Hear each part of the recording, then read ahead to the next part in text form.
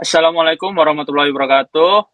Kami dari kelompok 4 akan mempresentasikan tentang nilai bisnis internet, tambah dan peluang di era digital.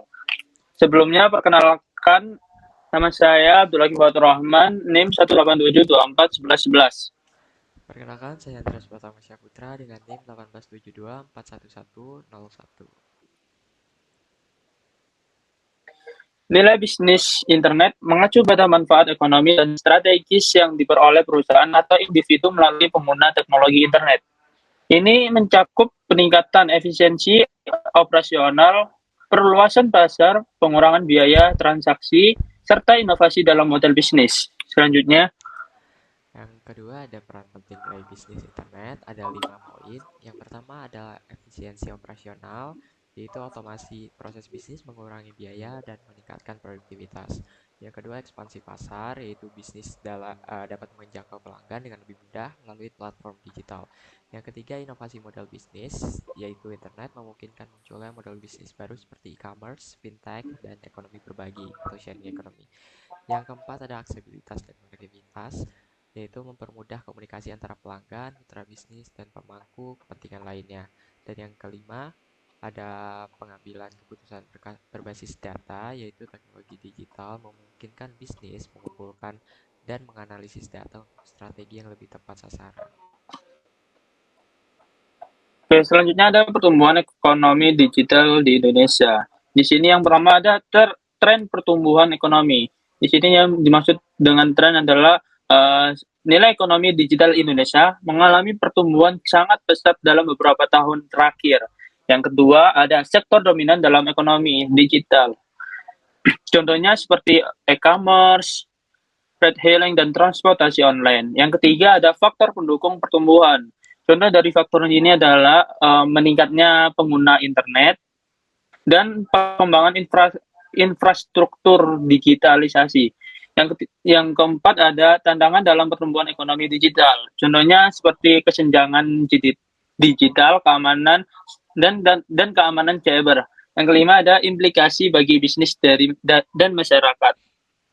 Contohnya seperti konsumen semakin terbiasa dengan belanja online dan layanan bisnis digital.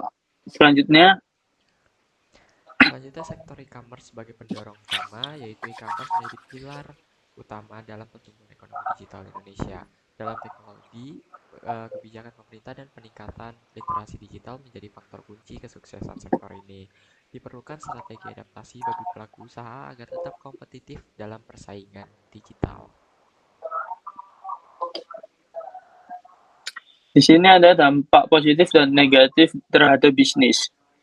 Yang dampak positif ada ekspansi pasar global, yang kedua ada efisiensi operasional, yang ketiga ada inovasi model bisnis, yang ketiga ada akses data dan pengambilan keputusan, yang kelima ada kemudahan pemasaran.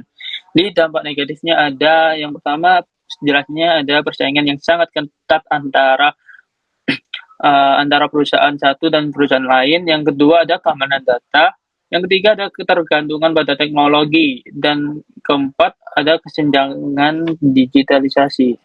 Selanjutnya, Strategi meningkatkan nilai bisnis melalui internet ada tiga. Yang pertama, peningkatan literasi digital bagi pelaku usaha. Yang kedua, pemanfaatan media sosial dan platform digital untuk pemasaran. Dan yang ketiga, ada inovasi model bisnis sesuai perkembangan teknologi.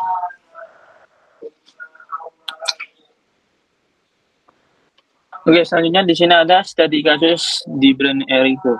Pada tahun 2011, Muhammad Sadat, seorang mahasiswa yang hobi desain fashion, merasa frustasi dengan pilihan pakaian pria yang menonton di Indonesia dengan model terbatas. Ia mulai mendesain jaket dan kemeja kasual dari kamar kosnya di Depok. Awalnya, ia hanya menjual produknya melalui media sosial dan bazar kecil. Namun, Sadat melihat peluang besar di e-commerce. Ia menjual produknya di marketplace seperti Tokopedia dan Shopee. Dengan strategi pemasaran digital yang agresif, menggunakan iklan, media sosial, influencer, dan diskon besar, brand Sadat, yaitu Erigo, perlahan mulai dikenal luas oleh global. Nah, di sini tantangan yang dihadapi oleh Sadat yaitu yang pertama ada persaingan sangat ketat, yang kedua ada adaptasi tren global, yang ketiga ada ketergantungan pada platform digital. Dan strategi yang dilakukannya adalah ada yang pertama ada flash sale di marketplace dengan diskon segila-gilanya, besar-besarnya. Yang kedua ada collab sama influencer TikTok atau Instagram. Yang ketiga menggunakan iklan digital berbasis algoritma. Selanjutnya, Kesimpulannya, internet telah menjadi elemen penting dalam dunia bisnis modern. Dengan memanfaatkan teknologi digital, perusahaan dapat meningkatkan efisiensi operasional, memperluas pasar, dan menciptakan inovasi baru.